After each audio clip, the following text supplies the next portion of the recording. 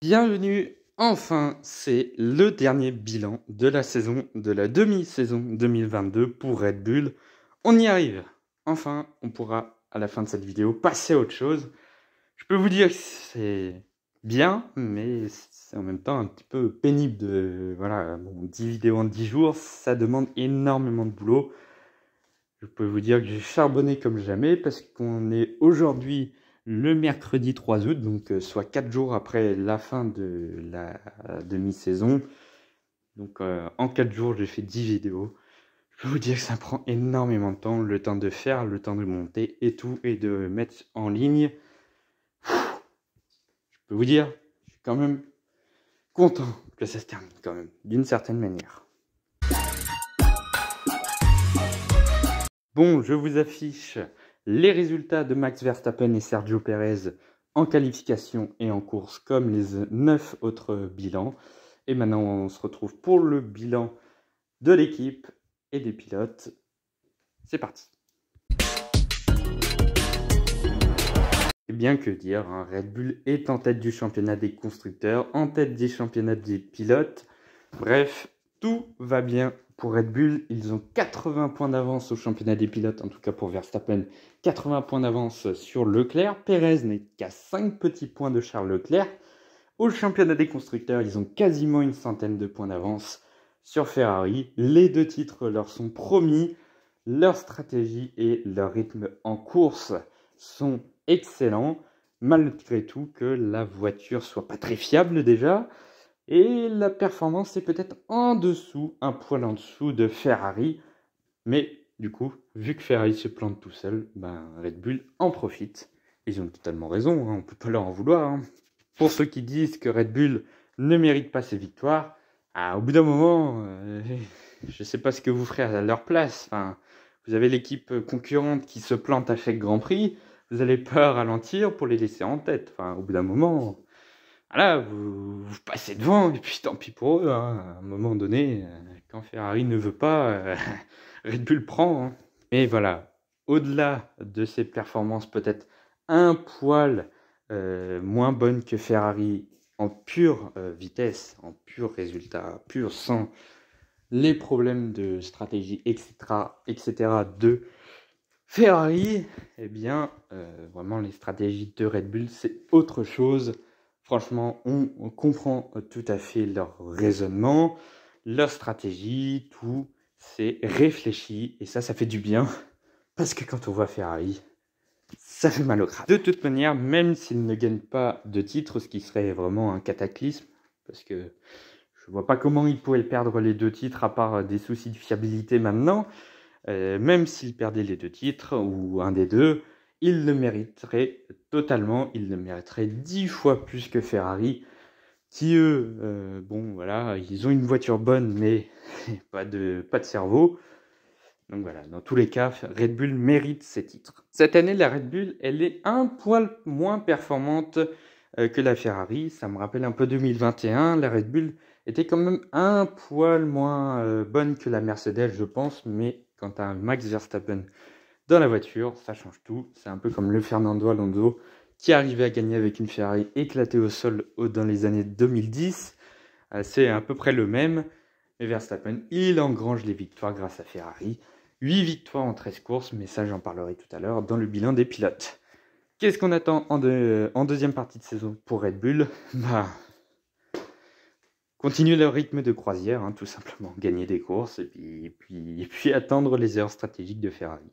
Je pense qu'à un moment donné, Red Bull ne fait plus de stratégie. Là, en ce moment, je crois qu'ils roulent et ils attendent la connerie de Ferrari. Je crois que c'est ça leur stratégie maintenant. Je pense que il n'y a plus rien. Ils ont même plus besoin de pousser presque. Maintenant, ils ont juste à scorer des points, je pense. Mais attention quand même à Ferrari. On ne sait jamais. Vaut mieux gagner encore. Donc voilà, c'est très clair hein, qu'attendre de la deuxième partie, c'est tout simplement gagner et aller chercher ces 2 titres constructeur et pilote pour Verstappen. Au niveau de la note de Red Bull, 18 sur 20. Voilà. Si la voiture était un poil plus rapide, c'était tout de suite 20 sur 20. Il n'y a rien à redire, sauf la performance un peu moins bonne. Les samedis en qualification qui sont moins bons que Ferrari. Mais voilà, et puis la fiabilité également à revoir. la fiabilité qui leur a refait défaut aux qualifications en Hongrie. Mais voilà, à part ça, rien à redire. Passons au pilote.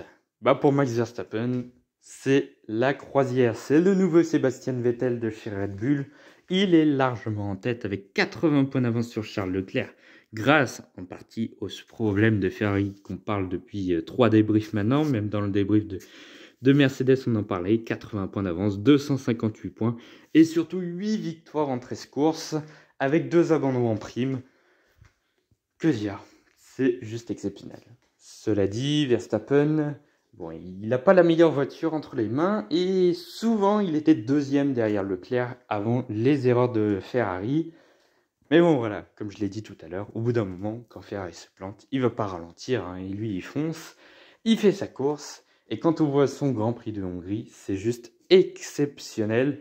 Quand vous voyez qu'il part 10e, qu'il fait un tête à queue et qu'il remporte la course avec 8 secondes d'avance sur les Mercedes, vous pouvez que constater son chef-d'œuvre. Il n'y a rien à dire, sauf merci Ferrari aussi. Le Néerlandais devrait, à la fin de la saison, aller décrocher un 2e titre mondial d'affilée et c'est peut-être pas près de s'arrêter.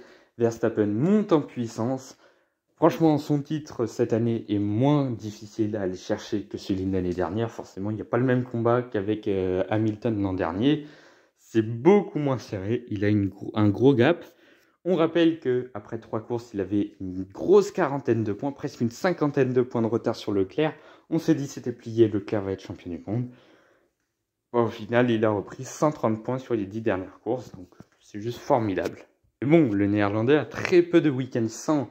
Le seul week-end sans de cette saison, pour moi, c'est Monaco, où il était hors du rythme, sans les erreurs stratégiques de Ferrari.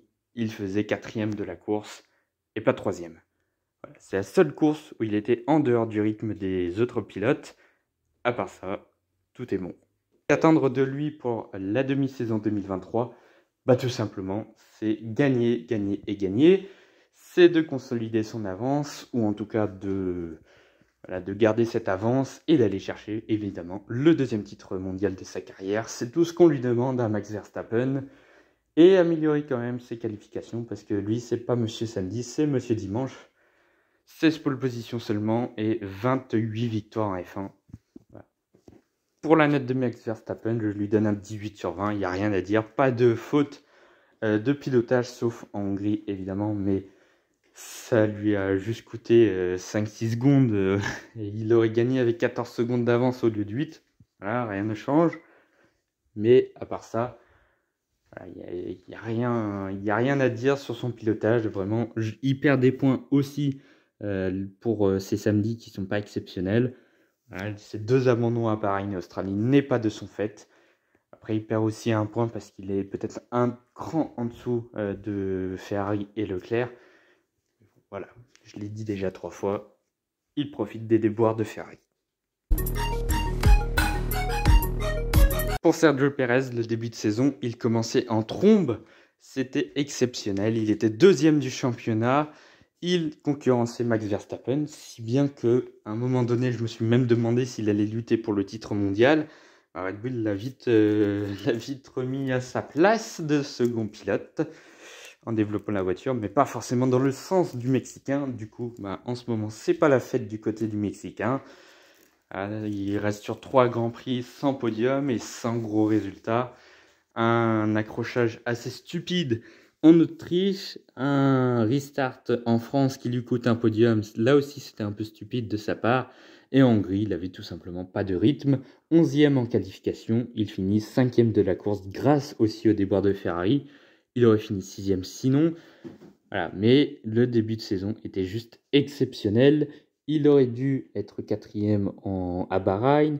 Il a fait 4e en Arabie Saoudite. Il fait podium en Australie. Il continue à Imola, puis en Espagne, Monaco, Azerbaïdjan. C'est là où il fait 2e, 1er et 2e. Une victoire à Monaco, sensationnelle, où il a dominé ce week-end monégasque. Pareil à Bakou, il aurait dû dominer ce week-end. Malheureusement, non, c'était pas à Bakou, c'était en Arabie Saoudite, où il avait fait la pole position. Il était largement en tête du Grand Prix. Malheureusement, la safety car ne l'a pas aidé, mais voilà. Mais c'est dommage, cette fin de deuxième partie de première partie de saison. Voilà, c'est compliqué.